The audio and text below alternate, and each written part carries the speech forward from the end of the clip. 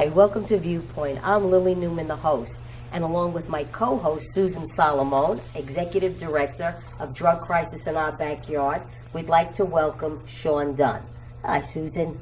Hi, Lily. How are you doing? Good. Hi, Sean. How are Thank you guys so much for having me. This is Sean, awesome. you are the director of Oxyana. Am I saying it right? Yeah, Oxyana. And that was, you filmed that in 2013. Yeah, we actually filmed in 2012. The film took place in a little small Appalachian mountain town, an old coal mining town in West Virginia, that we came across on a road trip. I was out driving around with an old friend of mine, a country singer, and he took me through this town, and we got out of the car there, and it just felt very like a dark atmosphere, like something was off.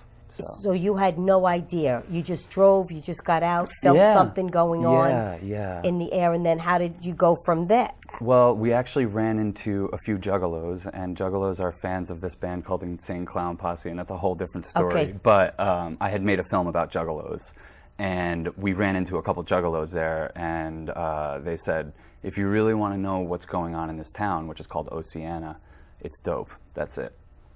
And he said so much so that they're calling this place Oxyana. And 5 minutes later, he was shooting up right in front of us. And that thrust me into a universe unlike I had really ever been a part of before. I'd been around a lot of hardcore drug abuse in my life, and so I kind of knew what it was like and what it felt like. But to see a whole town in that darkness, in the grips of that, it was really disturbing. And I didn't know what else to do other than to go there and make a film and try to give them a platform and tell their stories. So that's what Oxyana was. Because that was I'm trying to think, wasn't that the first, I think documentary about the opiate epidemic? Because it was so early on. It was 2013. It was before anyone was really talking about the fact that we were in the early stages of an opiate epidemic. Yeah. I mean, I think the fact of the matter is a lot of the people in these towns, in towns like Oceana, towns that this country needed to get by, coal mining towns like that are what kept the lights on in this country for so long. That's right. Steel towns, those places, we turned our backs on those places, and we left their populations injured and suffering, and this stuff moved in very quickly, and it happened a long time ago. I think that especially in parts of West Virginia and Ohio and Kentucky, this problem started in the late 90s. And it was kind of just going, a black market starting to build really strong, kind of in the underbelly of the suffering left by, the economic vacuum when you just pull out and there's nothing else there for these people. So they turned to drugs, and we just happened to get there where it was really, we thought, reaching some sort of peak. And I remember saying that this town seems to be going through what seems like a nationwide, a microcosm for a nationwide epidemic. Right. And at the time, that was a hugely controversial thing to say, that we were going through an epidemic. Right. So I remember, it's funny that you said that you thought that it was hitting a peak. And because I started my organization in 2012, Drug Crisis in Our Backyard, after I lost my son to a heroin overdose. I'm so sorry. Thank you. And I also thought at that time it was reaching a peak. Little did I know that 5 years later, close to 6 years later, it would be so much worse than it was back then. Yeah, and sadly, we were predicting that at the time because no one was looking at really what the issues were. Instead, we shift the blame, and we look at each other and we try to blame the addict, and we get into these really vicious cycles of criminalizing suffering. And these people have nowhere to go. They have nowhere to turn. They have no education on this stuff other than abstinence education. Don't do it. Don't do it. So, they're victims. We've let them down. And 64,000 Americans died in 2016. Yep. That number's going up. I know. That's more than died in the Vietnam War. Yeah. So this is what really is the question to my generation, is what are we going to do? Right. How many of our brothers and sisters and mothers and fathers are we going to let pass away? Right. How many people are we going to let get ripped away from us? I mean, and to me, it has to start in looking at each other differently, having a shift of consciousness. starting to destigmatize the user, starting to look at people, look at the system we're in, the systems we've created, really go deep, really go deep. It's so much easier to be angry and upset and want to blame the drug user or the drug dealer. I know our current administration now is talking about death penalty as a punishment for drug dealers. And you know, there might have been a time in your journey of grief that might have seemed like something that made you feel better, you know, an approach like that. And I mean, I can't speak for you personally, but I know there's a lot of people that have faced that loss that do want to just shift the blame right there. It was the dealer, they gave my son or daughter bad stuff, and now they're not with me anymore. And yeah, they should pay that same price. But that anger is really indicative of more of the disconnection that we're going through that led to this problem. We need to look at each other as one again and start to and start to love each other. How about the pharmaceutical companies? I think that we've let them run away with greed. We've, Yeah. you know, it's fueled on greed. I think I don't mind speaking the name of the Sackler family. Right. It's something that people should definitely look into. If you've never heard that name before, Google them. Google the Sacklers. Google the New Yorker article about them. It goes into great depth. That's right, it does. About how this family's put out misinformation about what this stuff does to people. Right. And incentivized through our effed up health right. system, Absolutely. incentivized prescribing these things to people and saying, "Oh no, they're not addicted. Right. They're the best thing for pain." No, they're not. Now they're finding in studies Tylenol is just as effective. Yeah. So that was 1996 Right. that Yes. drug was patented. Yeah. And so you said that this started in the 90s, the late 90s. Yeah. And I don't know if you saw the 60-minute presentation not too long ago, maybe 2 months ago, with the McKesson and the drug distributors. Did you see that? No. Okay, so check that out. it was calling those drug distributors that were sending all these pills down to Oxyana and Right. other small cities, towns. Right. Yeah. Like that. Huge numbers. Millions of pills That's to right. them. Yeah. Dude, what do you think they were doing with those pills? right. They were putting them on the black market and right. selling Yeah, I mean the town over from Oxyana had something like 9 million pills coming Right. to it in That's half right. a year. Or That's something right. like For, that. for a town that has maybe 20, not even 20,000, like Not even 2,000. I know. Yeah. It's a Oceana small had town. 1,500 people there, and the amount. Here's the thing: the amount of pills flowing through there. People haven't seen that. All of a sudden, someone was prescribed something by Right. the doctor that they trust, Right. and they're in a situation now where they have a bottle of pills that's worth more money than That's they've ever right. seen in their whole That's life. right. That's right. Tell me what you're going to do. If you don't have food, if you don't have Exactly. any money coming in, you're going to sell them. So they become a drug dealer. That's right. That's the people Donald Trump wants That's dead, right. Jeff Sessions wants dead. That's right. No, those people, they deserve our compassion. They deserve us trying to build a better system for everyone. Right. Right. So, you know. Yeah, it's the anger is towards the drug companies. Absolutely. And the distributors that allowed this to happen. Absolutely. And also the DEA was trying to bring these people to justice, and they were told to stop That's right. investigating. This Oh, is yeah. all in 60 Minutes. Yeah. If you'd really enjoy it if you watch it, because it's quite the controversy when you start to think about how embedded all this whole problem is in our country, in our government. Yeah, oh, It absolutely. really makes you really wonder. Oh, well, I mean, for me, it's filming the film Oxyana and really getting into this started me on a journey of completely losing faith in America. In America, because we're letting this happen. And it's not some accident. Right. It's That's actually right. by design. That's right. Yes, That's And right. the reason that we're seeing now what I call a war on healing with the continued criminalization of cannabis and with they're trying to now make Schedule 1 a drug, a plant like kratom, which helps a lot of people get off opioids.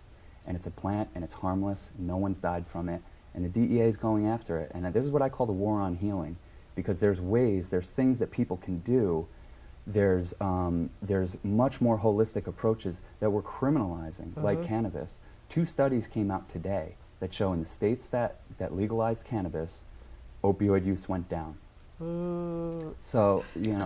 There's a little skepticism about that article per se. And since I read it, but I can't remember it 100%, I'm just going to go, eek, not 100% accurate. Absolutely. But what I'm saying is, in the meantime, we're going to criminalize that behavior. we're going to criminalize people that want to turn to kratom, something you can get in a head shop for $30 a week. I'm reading articles with people saying, I was on a $300 a day heroin habit. Right. Kratom came into my life. Right. I take $30 a week of this little powder from a plant, and it gets rid of those things. Iboga, that's another great way to heal and to detox and to commune with yourself. Figure out who you are and what you're all about. And there are a lot of, and you're right, and there are a lot of different ways to get recovery. Yeah. I know. I'm from the treatment background. We have a lot of different ways. There's not one door. But what concerns me now is that the pharmaceuticals, the very people with the greed that got us into this thing, are going to try to control how we heal from it. Absolutely. I don't buy it. And the I don't buy system the is screwed up. stuff. I don't buy any of it. And I'm not gonna demonize even specific drugs because even OxyContin, they exist for a reason. Absolutely. They're overprescribed, they're misprescribed, and we're miseducated about what those things do and what addiction even is. Right.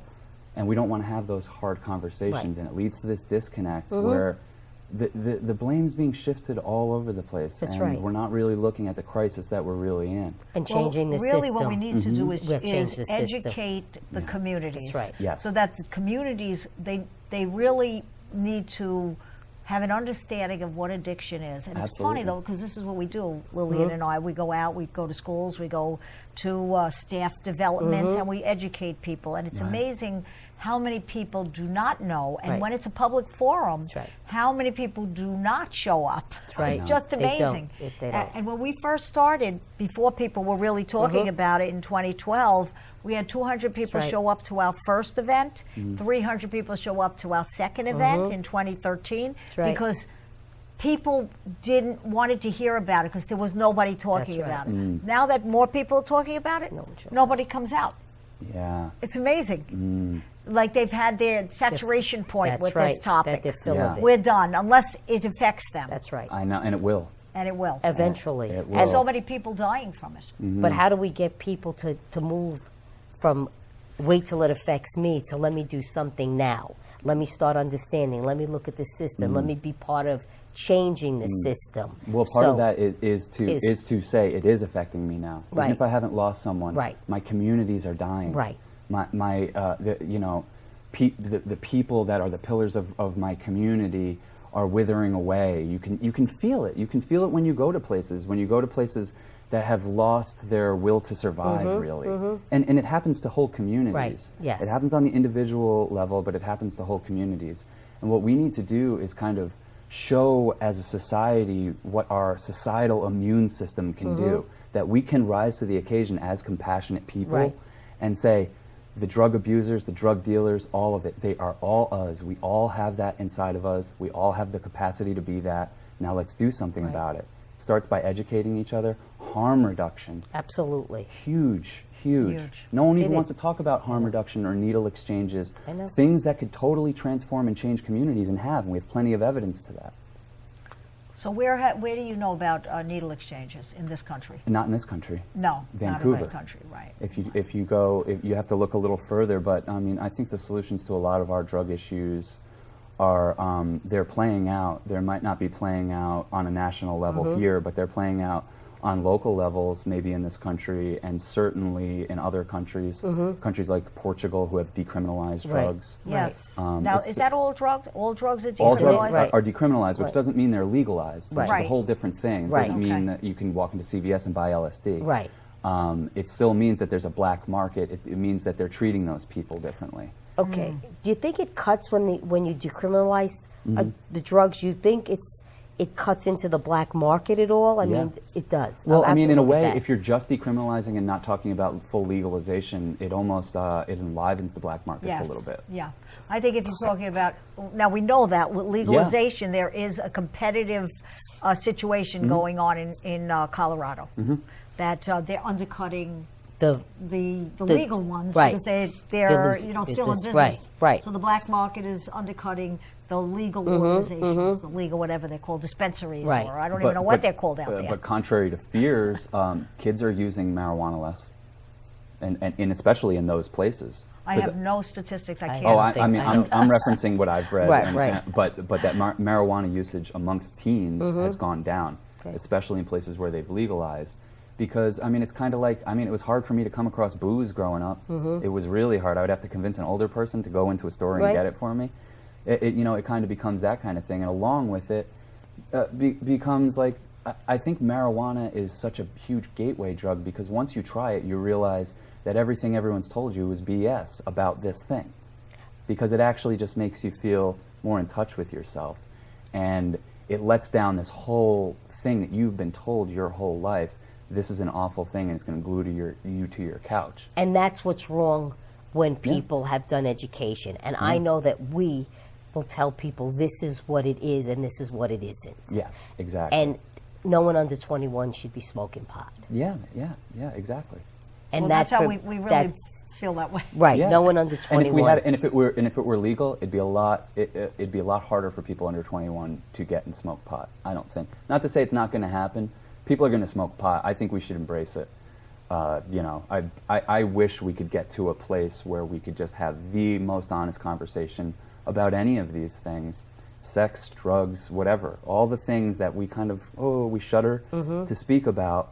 We should be having much more open conversations about those things and kind of furthering along the dialogue, as opposed to stopping them dead in their tracks and then criminalizing all the behavior that springs up around it.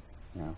I think that's what we know how to do. And it takes a movement and almost a revolution to change it. Does. And I think we're seeing that with Parkland. People are just changing things. Good. It's a movement. It really is. And I have to say, it's exciting to watch the young adults. Yeah, but the question is, why hasn't it happened around this topic when Because so many more have died? That's why. From this.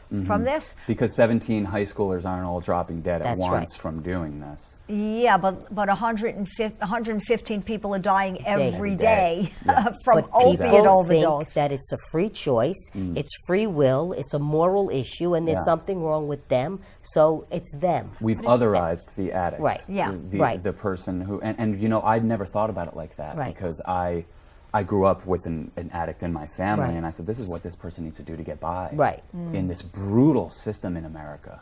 This brutal system. It's terrible. It is. You know, that is a privilege for people like us to go through, and we've had great, but there's a lot of people in this country that don't have a chance and have the chances and the opportunities we have. They don't get treatment. And they got to do what they got to do to get by. And I just stopped judging that a long time ago, and I think that's the tipping point we need to get to have that system moment for change. this. You know, I speak about this moment we need to get to, called the Great Healing. If we can get to this, right now we're in what I consider the Great Humbling. We're shooting each other, we're shooting up, we're dying in mass. Right. Even, you know, despair deaths. White men are just dying off. Yeah. They're dying off younger and younger and younger. Suicide, you mean? Suicide, opioids, or we disappear them into prisons. Right. Which is another huge thing. You know, and we're okay with that right now. This is the Great Humbling. We're really showing what we're all about and what we're made of, and what we need to do is take this time, look at our reflection, and say, what are we going to do to take this into what can be the Great Healing, seeing each other as one and treating each other like that. That's a big move. You know, it certainly is, because people Someone's got to say it, though. I know. People are sitting around tables talking about it. You know, so many years later, they're still talking about it. And it has to be a lot faster than what's happening. Right. Yeah, no, totally. People are just dropping like flies. I know. The numbers and help's not on the way. No, help is not on the way. Nope. In fact, communities all over the place are blocking harm reduction measures from coming in to save lives. Right. And you know, in our film, you know what they would say? The cops would say, or anyone, when someone died from an overdose of Oxycontin, they would say they've been executed. It's horrible. Good. They're better off. Right. The community's better served without their creeping around doing what they got to do for their fix. Right. The cops were saying this? The cops would say it, regular people would say it. And treatment down there, because you interviewed a doctor? Yeah, there was no treatment. I was going to say, it seemed like there was that one doctor Yeah, he was an emergency room guy who was 45 minutes away. There wasn't even a hospital. By the time the ambulances show up at these people's places, they're dead. Yeah. What's going on now?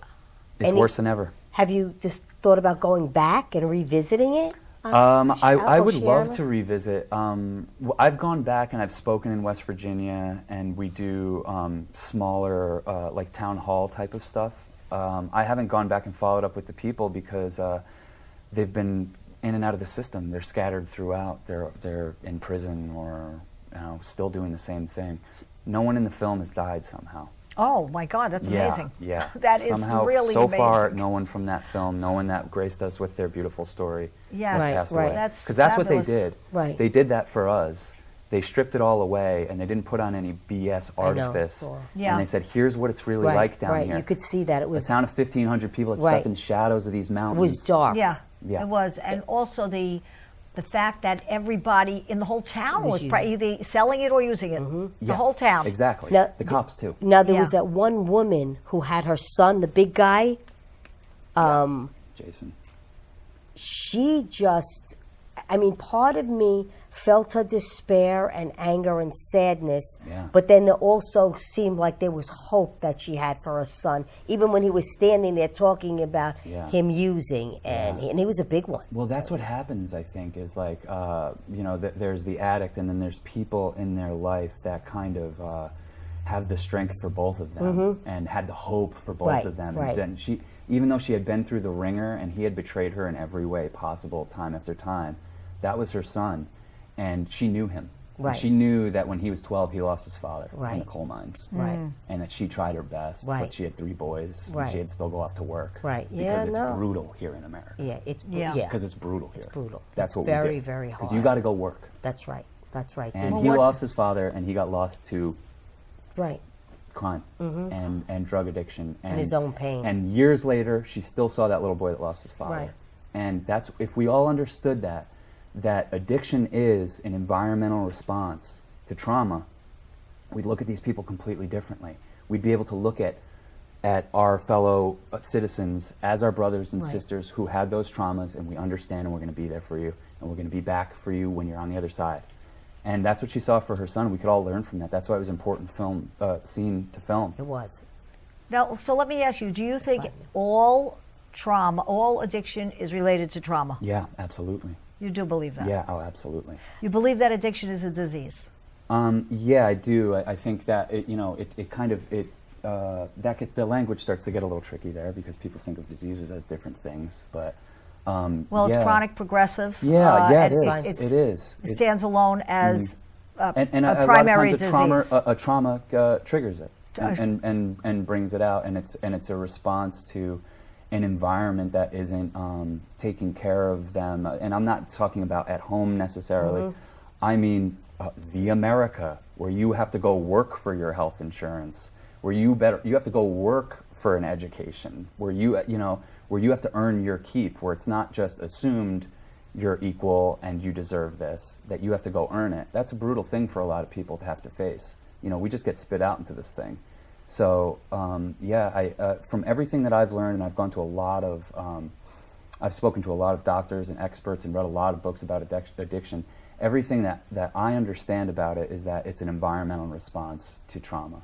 And we all have that trauma. It's baked into us. It's from the human experience. It goes back thousands of years and tens of thousands of lifetimes. That's in our DNA, those fear responses. Yeah. It's within us. And when we have those traumas and our society fails to be there for us, and therefore society's failing the families, so the families can't be there for each other, everything's so fractured, and you see these things come up like this. And what's brutal about this is, we're losing as many people now as at the peak of the AIDS epidemic. And we're still doing More. what we did Yeah. then. That's right. Blaming each other. Blaming each other. Look Well, at them. The otherization Yeah. of the people that need us the most. Well, actually, the people that had AIDS did a very good job That's right. of rallying together and getting Right. what they needed. That's right. And that's not happening. Nope. Yeah, with well, you're doing people. something. Yes, we're doing something, and there Yeah. are other people. parents that started But- groups like right. ours. They're grassroots organizations, Right. but It's not on it's not on level- the same level. scale. It Right. just is not, and because there are so many people, you really have to grab those people and make them make a difference. And there are some big organizations around. And there's forces working against a lot of the stuff you're trying to do. doing. That's the part I think people don't understand. Right. You just think what's right is right. We got to save these lives. Right. 64,000 people a year. But what if those 64,000 people a year were a calculation they knew was going to happen? And that's where you start to get into some dark stuff that has to do with greed. Yeah. That has to do And exactly money. what this country's built on. That's right. And Purdue Pharma. Yeah, exactly. The Sacklers. Right, and other Who own companies Purdue Pharma. like that one. Right. Yeah. So now, quickly, you did other films? Oh yeah, I've done. We're not stopping. We don't stop. I mean, Oxyana was a big one for us. That we made that 5 years ago, and it's unfortunately. And you won an award for that. Yeah, we won at Tribeca. We did one film festival. We did Tribeca Film Festival, and we won an award there. And it was great because it was able to get these people's stories out there more. And when we were able to put the film out for free, it's on all of our films are for free on the internet on veryape.tv. And What is that? Could you say it again slowly and look at the camera? which camera? Which here? camera? This one. All of our films are available for free on veryape.tv. Could you spell that? VERYAPE.tv. There you go. And what are you working on now? We're working on a film that it's kind of like Oxyana, but we're going around and we're trying to capture the soul of America or find it if it even still has one. So what we're trying to do is nurture what I call holy moments. So I don't even know who any of my subjects are going to be. We go out and I try to connect with strangers and see what that moment produces. And that film is going to be called The Territory, and it'll be coming out later this year. And that I think sounds very interesting. Yeah, I think it has a lot to do with a lot of stuff we're talking about, but it's not so on the nose. Got it. So. Got it. Okay. Yeah. Oh, that sounds great. That sounds like an excellent film. Yeah, oh, thank you. But yeah, we've made a dozen of them, so they're all out there. Wow. Free. So you go all around the country, tour the country. Yeah, I'm very much interested in finding the heart and soul of this country, and it exists. I tend to go to the fringes to find it because those are the people that get people's attention. Right. Yeah. Right. You know, drug addicts got people's I attention. know. Yeah. Look at all the shows about it. Yeah, Yep. but those shows continue the stereotype. The stereotypes. That's right. Like you watch Intervention and you're I like, thinking that. are you serious? Right. Man, oh my God! I know so many addicts that if we did that to them, Right. that'd be their last day on this earth. Right.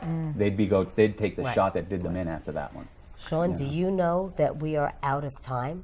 I can't believe it. And it 28 went so minutes just fast. flew by. Flew by. You are a great guest. Will you come Very back good. again? Anytime. Yeah, we'd love to have you Love back. to have you. Oh yeah, It I'm was around. great. I can talk about anything. Okay. Well, this sounds like a good topic to talk about. Thank you guys so much. I'm sorry again for your loss. Thank you.